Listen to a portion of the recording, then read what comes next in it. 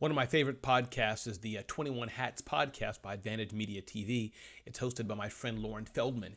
And the most recent episode had three business owners. One was a yarn company, I believe, yarn knitting type company, supplies and things. Another one was the founder of Blink, $30 million company that does creative strategy, I believe it was. And then Paul Downs with a office desk company, high-end like conference room tables, things of that nature. Bottom line, they were talking about Google AdWords.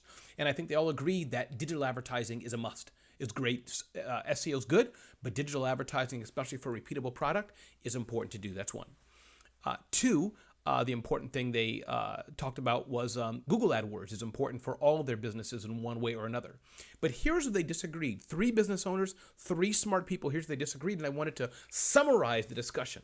So Paul, the high-end conference room table maker, had done a lot of the Google AdWords himself, spending about $12,000 a month on Google AdWords over the last several years, and wondering should he keep doing it. And his big complaint, though, was that he hadn't heard from Google itself to help optimize and maximize the results and things like that. But the one pushback and lesson he learned was he should have asked Google for help. Google's a big company. They want to do everything as automated as they can.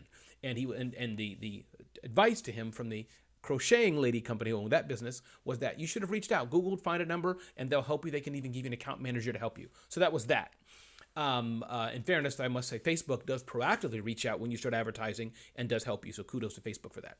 Point two is that then the crocheting company person, let me see if the name is here. I hate to do this in a video like this, but I'm moving 1,000 miles a minute. So let's see here. Karen Clark of Blink. There's Paul Downs. I forgot the name of his company, the cabinet making company. And then there's Laura Zander. Laura Zander, has the crochet company, and Karen Clark owns Blink, the strategic consulting company. Bottom line, then you have Lauren, the crocheting company, nice sized business as well, but smaller business, And she was saying she has her team member who's in charge of social media. They liaise with Google and I'm sure other social media platforms to learn how to leverage ad buying digitally well. So that's the second system, is a staff member charged with social media, dealing with the advertising, etc., working with Google, probably working with Facebook as well. Then you have the third, this much larger company. I think it's a $30 million company with 60 employees or more, something like that, as I recall, named Blink. And she says she outsources all that to an agency. So interesting how different types of people, different types of budgeting do it. And I just wanted to share that. Listen, you can do it yourself.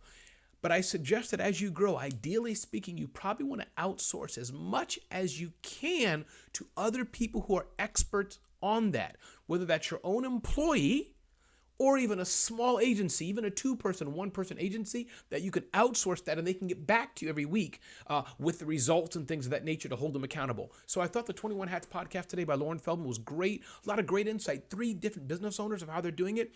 But my encouragement to you as you're growing, if you're doing everything yourself, you are setting yourself up for failure.